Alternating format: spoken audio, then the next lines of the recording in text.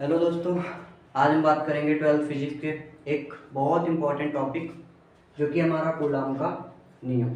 ये आपके एग्जाम के दृष्टिकोण से भी बहुत ज़्यादा इम्पोर्टेंट बनता है, काफ़ी बार पूछा गया है, पूछा भी जाता है अक्सर। तो चलिए इसके बारे में देखते हैं होता क्या है। तो कूलाम का नियम कहता है हमारा, मैं लिख के दे देता हूँ थोड़ा सा आपको। क्या होता है, दो स्थिर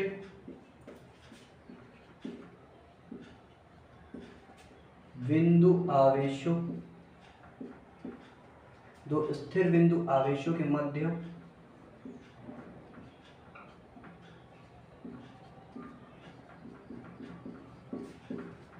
लगने वाला आकर्षण अथवा प्रतिकर्षण बल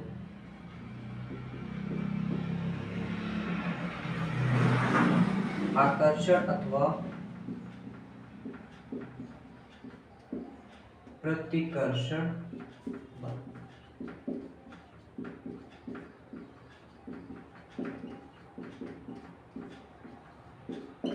दोनों आवेशों के गुणनफल के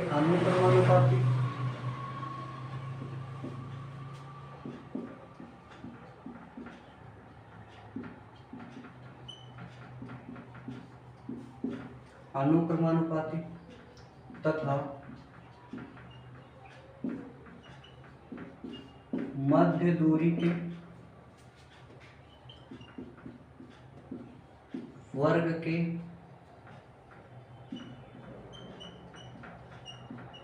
व्युत्क्रमानुपाती होता है।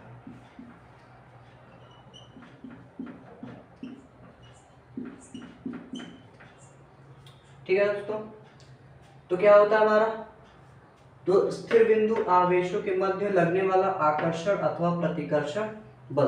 तो दो स्थिर बिंदु आवेश, इसको समझते हैं थोड़ा सा फिगर से। क्या होता है हमारा,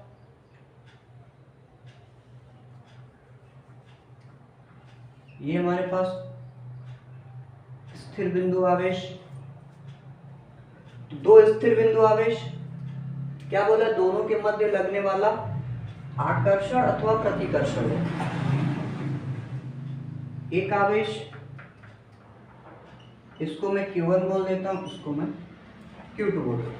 आकर्षण अथवा प्रतिकर्षण बल बोला। यहाँ पे एक चीज ध्यान रखना, हमें क्या पता है, अगर मैं इसको प्लस मान लूं, इसको भी मैं क्या कर दूं, प्लस Q आवेश दे दूं, तो समान आवेश हो जाएंगे। और हमें पता है, हम जानते हैं क्या होता है कि दो समान आवेश क्या होते हैं, एक दूसरे को प्रतिकर्षित करती है, और विपरीत आवेश अगर है तो वो क्या करते हैं, एक दूसरे को आकर्षित करती है। आगे बात करेंगे, तो ये हमारा हो जाएगा Q1, ये हमारा हो जाएगा Q2। बोला है कि दोनों आवेशों के गुणनफल के अनुक्रमानुपाती तथा मध्य दूरी के वर्ग के व्युत्क्रमानुपाती होता है। इन दोनों आवेशों के गुणन, जो बल लगने वाला है, मान लो इस पे जो बल लग रहा है, F बल लग रहा है, तो ये लगने वाला बल इसके और इसके दोनों आवेशों के गुणनफल के क्या हो रहा है, अनुक्रमानुपाती। मतलब F is proportional to Q1 Q2। ठीक है, लगने वाला बल दोनों आवेशों के गुणनफल के अनुक्रमानुपाती तथा क्या बोला है, मध्य दूरी के वर्ग के व्युत्क्रमानुपाती। इनके बीच की मध्य दूरी हम r मान लेते हैं, इनके बीच की जो कुल दूरी है r है। तो लगने वाला बल F ये व्युत्क्रमानुपाती होगा किसके, 1/r² से। ठीक है, इसको अगर मैं आगे करूंगा, इसको मैं बोल देता हूँ इक्वेशन नंबर 1, ये हमारा इक्वेशन नंबर 2।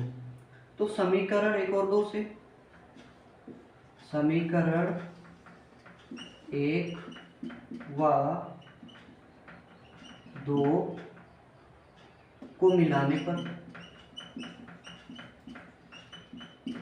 समीकरण 1 व 2 को मिलाएंगे तो ये हमारा F प्रोपोर्शनल टू, ये हमारा Q1 Q2 ऊपर, नीचे बचेगा हमारा r²। समानुपातिकता साइन हटाएंगे तो F बराबर हमारा मिलेगा K कांस्टेंट के रूप में K इंटू में ये हमारा हो जाएगा Q1 Q2 अपान में R स्क्वायर, जहां K की वैल्यू, K का मान अगर देखेंगे तो K का मान हमारा होता है 4 पाई एप्सिलॉन नॉट। तो अगर इसका मान रखते हैं तो F बराबर K की जगह पे हमारा हो जाएगा 1/4 पाई एप्सिलॉन नॉट इंटू ये बाकी Q1 Q2 अपान में R स्क्वायर। और ये होता है हमारा कूलाम का नियम और इसका फॉर्मूला। ये हमारा F है तो इसका मात्रक आएगा तो न्यूटन में आएगा। यहाँ पे एक चीज देखना, यहाँ पे K क्या है मैं यही लिख देता हूं, जहां K हमारा क्या है, एक नियतांक है। K हमारा क्या है, नियतांक। अब इसमें अगर देखेंगे तो दिख रहा है हमारा एक चीज, ये 4 पाई एप्सिलॉन 1/4 पाई एप्सिलॉन। इसकी वैल्यू अगर देखेंगे, इसकी वैल्यू ध्यान रखना आप लोग, इसकी वैल्यू होती है 9 × 10 की पावर 9।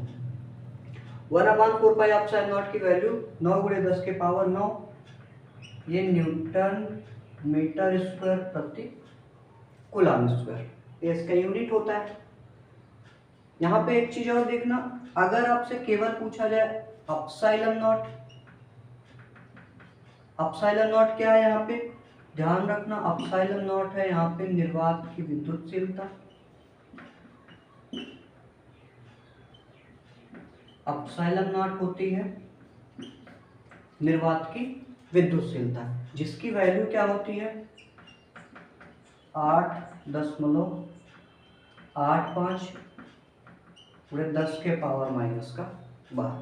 तो एप्सिलॉन नॉट की वैल्यू हमारा होता है 8.85 × 10 के पावर -12 सेंटीमीटर स्क्वायर प्रति न्यूटन मीटर स्क्वायर।